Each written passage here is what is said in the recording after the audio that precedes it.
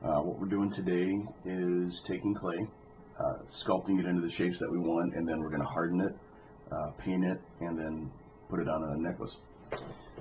You can use a lot of different techniques after this, because this is really a basic first step. You can use this for casting and molding all kinds of metals, alloys, gold, silver, pewter, even steel if you wanted to. A lot of it depends on where you want to go with it. But the basics of what we're doing today is I started off with the Privy Councillor badges that we have for our Shire. These are the leading leaders of the group that are elected, who have the insignia that they wear to show everybody, yet this is, I'm in charge of this discipline. The three different disciplines we have are Armachd or Armament, Cruthaich or Crafting, Cruthaich or Combat. And as you can see, these are just MS Paint drawings that I've kind of put together as an idea for how we want to make the badges, either as necklaces made out of clay or as maybe metal pieces down the road. This would be one of the Knights badges, already made out of clay, as you can see there. It is hardened, so which is nice, and then you add on the different ranks to it. What we've done so far to this point is I've done the Cruthaich and the Armachd badges for the Privy Councillor. I started on the Cruthaich Councillor badge, but the Cruthaich Councillor told me, sorry, too small, do it again. So this is where we've achieved. This is the actual 3D representation of that, and all it is just clay that I cut into the shapes that we wanted, hardened the clay in the oven, about 275 for about 15 minutes. It's Sculpting clay. This is not in the box, this is just in a bag, because once you take it out of the box in the bag, you want to keep it, the air off of it. You can get it at Walmart, you can get it at Michael's, it's all over the place. This is mostly just regular acrylic type paints. The black is all the apple barrel paints, they're $1 a bottle. The silver and the gold on there is Tester's model paints. And it's shiny all over because we did a polyurethane spray finish to protect it. This stuff, you don't want to get it wet. Basically, that's really all there was to it. We got some chain from Walmart, and we got the hooks and eyes from Menards.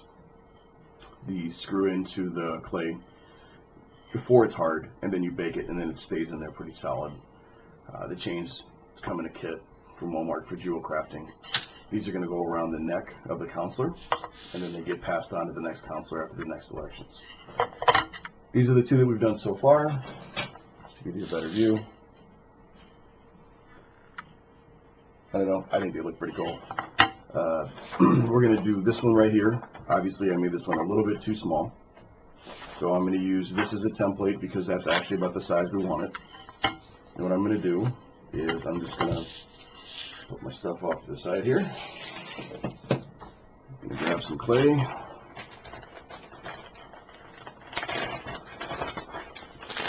And we're just going to cut off a chunk. Handy dandy old stick knife.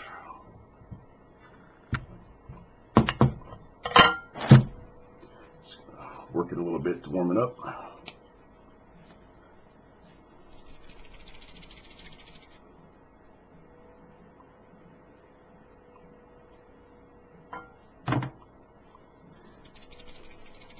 Sorry if it's quiet, I'm not one of those video bloggers that feels the need to fill every silence with my voice. Sometimes I might do voices for you though. Okay, so we've got it pretty much warmed up so it's nice and pliable. These are about a 1/4 inch thick. So we're going to shoot for a 1/4 inch.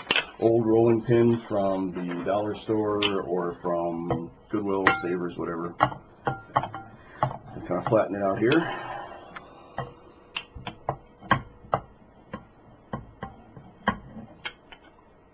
And still not quite big enough. So I need to add a little bit more clay. I'm just going to take some of the scraps off the top here from the last time I was doing stuff. Warm that up. And you want a nice clean place to do this because the more things you add into the clay, the more bad it's going to look later on, like fur, string, food, stuff like that. I know my My desk is kind of messy here, but it could be worse. So once I've got the clay all warmed up here, I'm going to go ahead and flatten it down. Again, what we're looking for is about 1/4 inch thick. We're not building a church here, so it doesn't have to be exact. Just the best guess.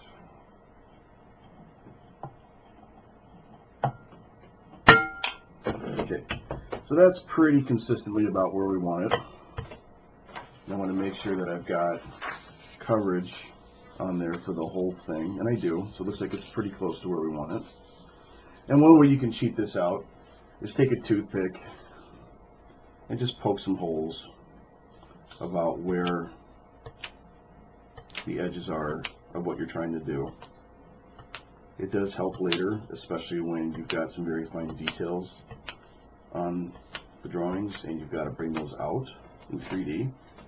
So what this is, it's a crossed paintbrush, a crossed calligraphy pen, and a needle and thread. That's the design. And it's not very thick like the swords or the gears and the hammer are. So we do want to be careful that we're not deforming the clay so much that we can't actually put the shapes on there. Kind of a fun thing to do if you're into this stuff. And if you're just doing this to do it, then, you know, be prepared to have your patience tested sometimes, because this doesn't always work. Okay, so when I pull it off, I've got a bunch of holes, so it's connected out, it's not really. And I'm going to continue to use my paper here as an example. I'm going to basically just draw a line for the shapes that I had. And as you can see here, it actually does work pretty slick. And there's my outline. And then here's my thread and needle. There's my calligraphy pen. So I'm going to do that one last because that's basically a behind shape. The paintbrush is an in front shape. And it goes all the way to there, so I'm going to just draw a line like this. And we're going to dig it out a little bit. Now, this is a 3D shape that we want to render up above the clay. We don't want to dig into the clay. You dig into the clay for stamps, wax seals, things like that. Or if you want to do, I forget what they call it, it's the relief carve out. I'm sure I'll think of that name after the video's done, because of course I can't think of it now. But when the Egyptians did their carvings on the wall, they started with a flat surface and they dug into it and they carved out the wall around the shape. This is the opposite of that. We're building on top of the wall so that we can get a little bit more visibility with the shapes that we're doing here. So as you can see here, it's actually looking pretty close. So what we're going to do now is we're going to carve out, and I'm just going to use an X-Acto knife. We're just going to carve out, and this is a microwave plate, by the way. I've got a wheel for it that I can put underneath to make it easier to work. And this is especially handy if you're doing the painting part, and that we don't have to keep constantly touching the part. You can just spin it around. Right now I need to be pushing down, so I don't want to be using this. Very handy, especially if you have an old microwave that blew out. So as I'm kind of carving along, obviously I'm being safe with the knife. Don't want to cut anything off I'm attached to. Friends, fingers, relatives, things like that, you know. So as I'm kind of cutting along here, I'm going to get the best I can. Just going to give myself an out, go around. We're going to save those. Again, we're not going for perfection right now. We can always clean this up later. Right now we're just getting the rough shapes. I am kind of OCD there, so I'm just going to take out some of those lines. Alright, now we're going to do the smaller shapes. And if you look at the other pieces, you can see that they're just smaller pieces of clay cut out into the shape. And the easiest way to do that is just to make the shape in a flat draw it out, and then cut it out. Now I could do it here again and just cut these shapes straight down, which would be one way to do it. And then I would just make a new back piece. So this outside, let's just go ahead and do that because that would probably be a little bit easier. And I want to make sure that I have this size here again represented, and you'll see what I'm talking about in a second. So I'm just going to warm up the clay, and I'm just going to peel this up really carefully so we don't distend the shapes. Move it off to the side. And I'm going to make some more flat clay here. If you cook, like I do, you generally don't want to use the same utensils that you cook with to do the clay work. It doesn't taste really good when you go and actually cook something with those utensils. Like this used to be my gravy ladle, but I am not going to be using it for gravy anymore after I start dipping hot wax in it. So you kind of get my menu there. One of those common sense things that you just need to say sometimes, because some of us forget and use their clay covered rolling pin to make pie crusts. Those don't taste so good. Nope, they don't. Alright, working the clay. Here I said I wasn't going to be chatterboxing, whatever. Okay, fine. Talk on the phone for a living, I might as well do it on my video. Okay. Rolling up the clay.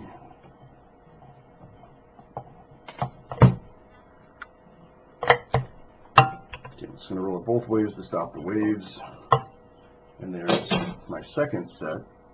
So this is pretty close in thickness. So I'm just going to trace out the shape.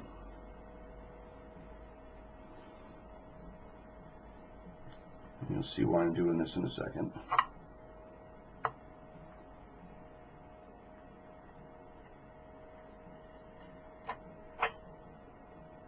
Okay, so that's done. Now I've got a whole second thing that I can use here. And if I wanted to, I can just make this real easy and just cut out these parts. So I'm just going to cut out that, being really careful not to push everything around. The string's going to be kind of a problem because it's one line, and doing one line in clay is not easy, especially with this clay because it tends to push and pull around. If you can see that, but it is trying to move the handle of the paintbrush there. And if I pull it away, it sticks. Everything sticks, which just makes it a great and a bad clay at the same time. I know there's other clays out there that you can use. This is the, again, it's Sculpting. I think it's like $7 or something from Michael's. Probably cheaper if you get it online. Great stuff. Use it all the time. Very handy for doing these kinds of things, especially if you want to harden something permanently and just be happy with the clay. You don't have to mess around with, expensive molding or casting processes. And you can even use this to mold and cast as a base, which I do cover in other videos. So there's my paintbrush, there's my calligraphy stylus. Not the best I've ever done, for sure, but they're small, they're hard to reproduce. So what we're going to do is we're going to rely a lot on the painting to bring out the shapes and bring out the details. So I'm going to put that on there. As you can see, that fits just fine. So we're going to try to center it as best we can. Make sure everything's lined up. Push everything down a little bit just to stick it to the other clay. And now we're going to do the needle and thread. So for this one, I'm just going to go real simple, and I'm just going to make a little rope. And we're going to use that rope as the thread. Try to make it as thin as possible. And if you wanted to, you could even use real string. You know what? That's not a bad idea. The downside with that is once you start baking this stuff, this will melt. So maybe we can do that as like an afterthought after it's all done. It's an idea. Anything you want to do with this is really up to you. The world is your sandbox to play with and make as you want. So maybe if I pop a hole right here with a toothpick for the string to go through, all we really need to do is make a needle then that we could say would be the thread, the threaded needle. So there's a hole in there right now, and from the picture it goes underneath this one and it goes over this one. So all we really have to do is make a needle Again, I'm just rolling out a snake of clay here, and we're going to do that. Have our basic needle shape here, and I'm going to put that right there. Now we could also, to be more authentic, put a hole through it for the thread to thread through. And as you can see, the clay is kind of accepting that. So when I put it down, I want to make sure that I am not messing up this teeny tiny little piece of clay here on what I'm doing. The downside with this is that, as you can see, it's super delicate. Try not to mess it up. Okay. There. Now, that by itself should work just fine. I'm just going to trim the edge here just to get that extra chunks off. And if you look at the size, that's pretty close in size to both of them, I think, comparatively. Not bad. Way better than that. So, still not as small. So hopefully the Cruthaich counselor will be okay with that. And again, I'm just going to clean up the edges here. Try to make it a little bit more professional looking. I'm just doing a 45 chamfer on the edge. That's all I'm doing. Just nice and gentle. And once I've got this set up, I will bake it at 275 for about 15 minutes. You don't want to over bake it, especially if it's not very thick. Over baking does some weird things to the clay, makes it brittle. So we're not going for brittle, we're going for pass this stuff down from generation to generation. We also want to make sure that we put our riser or our eyelet in there before we bake it. Otherwise you start screwing holes in the clay, it doesn't do things well. It gets pretty ugly. So just gonna pop this open here, grab a pin, and again we'll use the thread as it goes around. And we'll use actual thread for that. So what I'm going to do here is I'm going to trim this down a little bit just to make it look like a paintbrush handle. A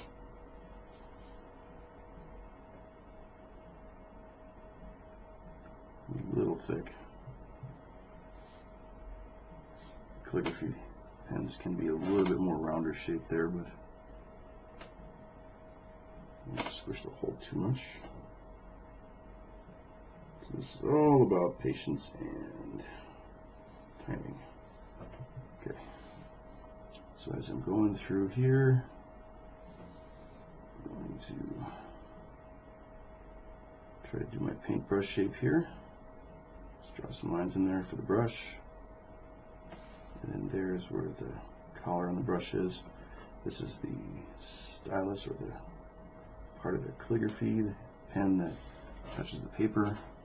And that's the symbol of the Cruthaich Knights, is the crossed wheels, paintbrush, and needle and thread. Now that we've got our badge done, looks relatively professional, clean anyway. I'm just gonna take some of the hangers off here. So we've got some of the rough edges very carefully. This stuff is kind of like picking up a piece of ham.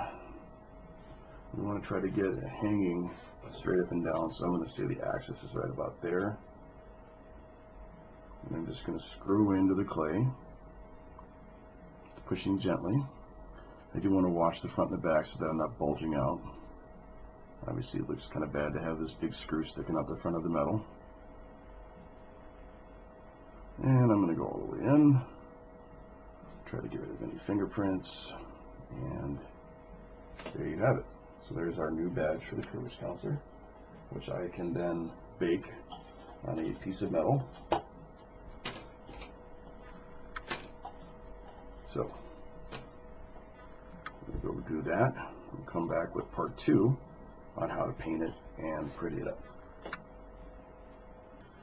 In this video today, what we're going to show is how to pour molten wax into latex molds that I've taken of clay that's been hardened the clay has come from the design that I drew, and these designs are badges of ranks for the Knights of Bear Hill Shire. So here are some of them I cut out to give you a better idea. This would be Captain, Lieutenant, General, Marshal. The Armachd Knights have interns, journeymen, craftsmen. The Cruthaich Knights have associates, fellows, artisans. And those are the three different ranks of knights that happen in our shire. So what's going to happen with these badges is two things. One is we're going to put them on a plaque that they will get from the shire saying that you've achieved this rank and this status. Then they're going to get is something like this that's going to go on a chain they wear across their chest. So when they fight full heavy armored combat, people can recognize their rank and also the fact that they're a knight of a certain order. Each of these ranks has removable tiles so that I can have just a blank to cast for multiple times. I can have specific ranks that I can add into those casts. Right now I just did a molding cast of the blanks and the individual pieces. So what's going to happen is I took this mold builder that I got from Michael's. It's basically a brush-on applique, so it looks like almost like pudding, and you just brush it on. You do want to make sure that you put on some kind of mold release. I use cooking oil. I'm sure there's plenty of other kind of more official mold releases than that. And that stops this latex from sticking to whatever you're putting it on and ripping apart.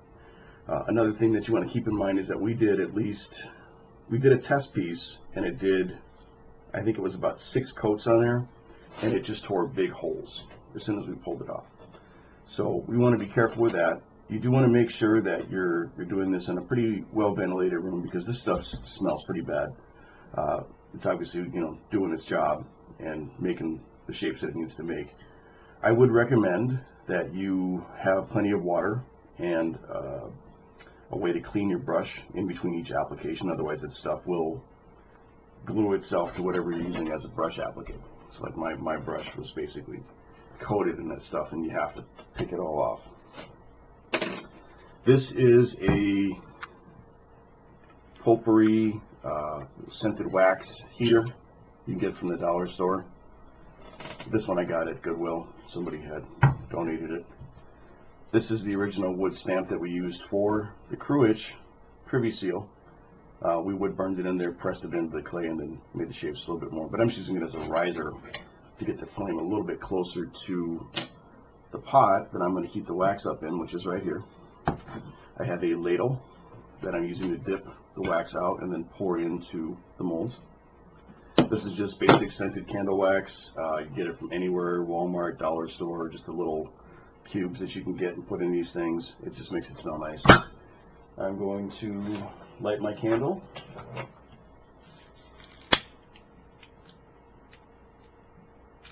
Put the wax up on there like that. And we wait, because that's a lot of wax in a little candle. You can also speed the process up by putting the whole thing in the oven. I would say no higher than like 200 degrees. And then in about 15-20 minutes, not even that, you'll have a nice bowl of hot wax. I would definitely recommend putting it in another pan for spills, because you really don't want all that wax all over your oven, which would not be fun. Now we're going to pour the hot wax. I was waiting for the hot wax to heat up, so as you can see here, I do have that. You want to be really careful about bumping or shaking the table once the stuff gets everywhere. It's kind of hard to clean up. All I'm going to do, and this is my first time trying this, so I have no idea if this is actually going to work the way I want it to. What I'm going to do is I'm going to move the pan as close as I can to what I'm doing here, and I'm going to take the wax and I'm going to pour it into each mold one at a time to get the wax shape to conform to the negative castings that we made. In English, basically, I just want to recreate these badges in wax. Okay? And then what we'll do with the wax, I'll explain in a second. So first, I'm going to start with the big ones. And as you can see, it starts to harden up real quick. And that's the shape for that one. Just going to move this over, and you can see I'm using a spill pan here, otherwise I'd be getting this stuff everywhere. And it is going everywhere because I fail at pouring. Don't need a ton. So probably almost go easier with maybe a measuring cup, I'd assume. Just kind of moving things around here. Add a little bit more into that one. Hopefully the molds are not leaking out the bottom, which would suck, because then we'd start to see drainage there. And then all the molding that we've done to this point would be for nothing, because, again, this is always kind of a hit or miss kind of deal. Especially the first time you try something. You hope it goes well, but it doesn't always. So we have our wax now on that, and now we're just going to let it dry and cool. Then we'll come back for part 3 of the molding process, where we take these wax parts out. You can speed the process up by putting them in the fridge, putting them outside if it's cold. I'm just going to let these sit for right now. That way it's just not a big issue for me later to try to move them around and take the chance of bumping the wax so it gets everywhere. I don't want to do that. In the first video we talked about making the blanks out of clay. So as you can see here, we have one of these blanks that we made from hardened clay. So we shaped it, baked it, and then we poured the molding resin, actually not poured but brushed on the molding resin all over it. One of the things I forgot to mention in the first video was that the first time we tried it, we did about 6 coats and it peeled off and got a lot of holes in it. This time we did about 20 coats, give or take, and once you pull the rubber latex off of the mold blank, you got the shape of that. And the problem that I ran into was a couple things. One is that the mold ends up looking like this, so it's very flexible. There's really no backing there. So anything that you pour in there is going to possibly push the mold around like that, and that changes the way that the shape is. So here's a good example. If I show you the badge here that I made, this is the wax pour that came from it. So it's almost an exact copy, but I did have to do a lot of cleanup on the wax. The rubber molds were basically destroyed, getting them off the wax. So I'm open to any ideas or suggestions on how to prevent that from happening, because it'd be nice to have those molds to use again. I still have my original, so it's not the end of the world. I could start over from scratch. Again, not really fun, but again. The sides had a lot of dimpling, so they were kind of convex in there like that. So I had to take a lot of wax and just dip it in there and then shave it off with a hot knife. So I took my X-Acto knife and I held it under a candle and carved off the wax. I tried to make it as smooth as possible. You can see there's still some warpage. It's not the best reproduction, I should say. But, you know, it came out okay. It is a lot of work to get to this point, and I'd hate to see it all fail because of one part of the process here. So we're trying to do this as by the book as we can. What's going to happen next in this part is we're going to plaster of Paris the wax so that we can melt the wax out of the plaster of Paris, and then we'll have our negative shape in plaster of Paris. One of the things about this clay is that it's great and it holds a definite good shape, and as you can see, you can do some really cool stuff with it. This is the Cruthaich counselor badge, and that's, you know, that's all clay and a little bit of string, painted up really nice, and it looks really nice. We also did that with the Cruthaich and the Armachd and the Cruthaich badges for the privy counselors. The downside is that when you wear this clay, part of the order, part of the charter says to put a badge on a chain. Well, if you see any of our fighting videos, you know that you're getting hit with heavy rattan, heavy steel across your chest sometimes, and if it's clay, it's a really good chance it'll just shatter and break, and all that work went to nothing. So I'd like to go there as a last resort, which is why we're trying to reproduce these in lost wax to make pewter or zinc or aluminum molds. So yeah, we could do that if this fails. And, you know, the best part about these things is that every time you do it, you learn a little bit more about what not to do, especially. That's a big thing. But this is the next step. So the first step, we took our clay, we sculpted it, we hardened it, we waxed it up with the mold builder, and then now the third step is going to be putting the wax blanks into plaster repairs. To do that, it's actually pretty simple. So you take some retainers or cups that's going to hold the shape that you want. You want to make sure that they're sprayed down with some kind of mold release, again, cooking spray, because I don't want to have to peel this plastic off of the plaster repairs. The less I have to mess with it, the better. And I do want the plaster repairs to be in an open space so that it can dry out. I'm just going to take my blank and I'm going to put it in here. Now, I don't care if this gets lost. That's the whole point of this wax, is that it's going to be lost. So I'm going to put it right in the middle, both of these, and we're going to mix up the plaster repairs. Now, this is definitely going to be a mixed consistency kind of recipe. So kind of like cookie dough, you don't really need to have exact measurements unless you're really going for that. But all you really do is you pour some water in a cup, clean. The more clean, the better. Probably too much water in there. I don't know if you can see that, but it's about, I'd say, a good cup, maybe 3/4 of a cup. And I'm just going to start adding the plaster repairs in. Now, as soon as I do this, sets hard in 20 to 30 minutes. This is DAP plaster repairs, and I got this from Menards. I think it's $7 or $8 a bucket, maybe 10. I'm not sure. I'm sure you can order it online. I'm sure you can get it from Michael's. I'm sure you can get it all over the place. But it's just the old school, what you would mix up to put on your walls for patches and mortaring and things like that. I'm going to dump the plaster Paris in my cup. And I'm just going to kind of drag some in there. And I'm going to be stirring the whole time that I'm doing this, because I really don't want it to set up until I'm ready for it to set up. And remember, you can always add more water, but sometimes it's hard to put it this way. They're not running out of water anytime soon, but this stuff ain't cheap. So you may want to not go with water in the bucket first. As you can see, this is pretty runny. And I do want a more runny mixture here. I don't want like drywall paste or cookie dough. That's obviously too hard. One thing I found out working with drywall over the years is that once you get past that point of consistency where you've got liquids and solids together, if you don't get it in the right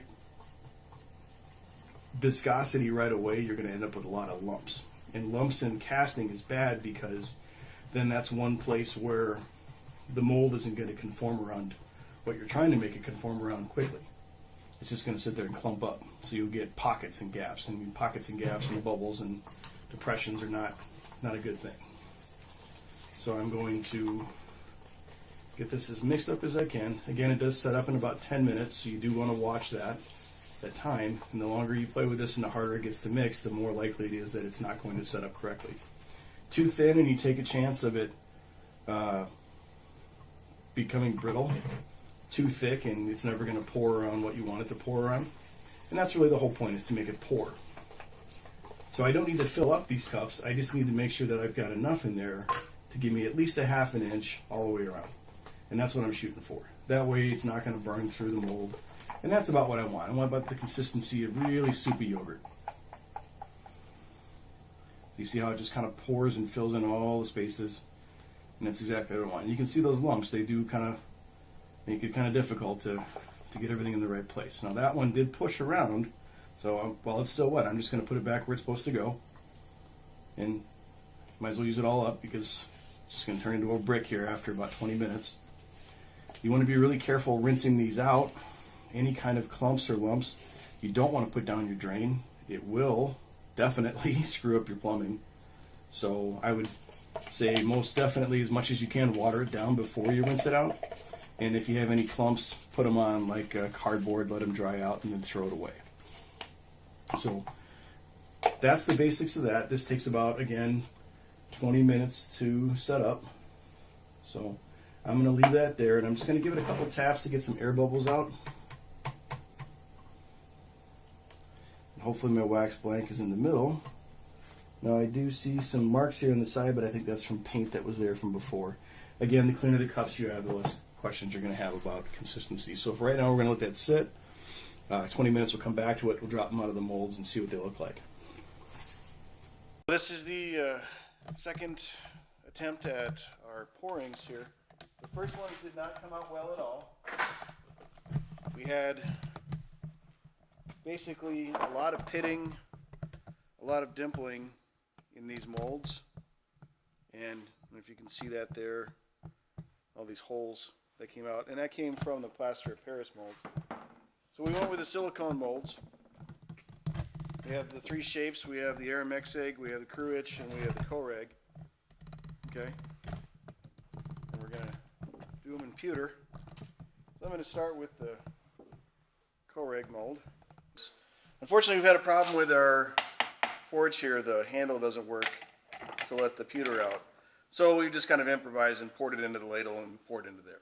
We don't want to pour this into there because that's just too much splatter and too hard to control. He's got safety gloves on, and he should be wearing a face mask, but so far we've had pretty good luck with not going to the burn ward tonight. So let's go ahead and do this. And now I did put some powder in there. That's just basically plaster of Paris, and that helps the mold stick with the metal a lot better.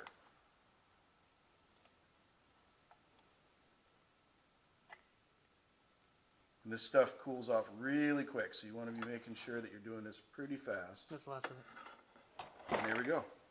And that's basically it. So what we do is you let it cool till it's mostly solid, and we've been dumping it in the snow to cool it off right away. This is an example of the other ones that we do. You take a piece of chain or a wire and you bend it, and then you put it in there while it's liquid, and then it solidifies, and this will go around the chain as a badge. This is the Armachd gear wheel, Cruthaich shield, and there's the Cruthaich knight with the scroll parchment. So that's the end of the pouring and casting video. Any questions, feel free to hit us up on Facebook. Thanks again for watching.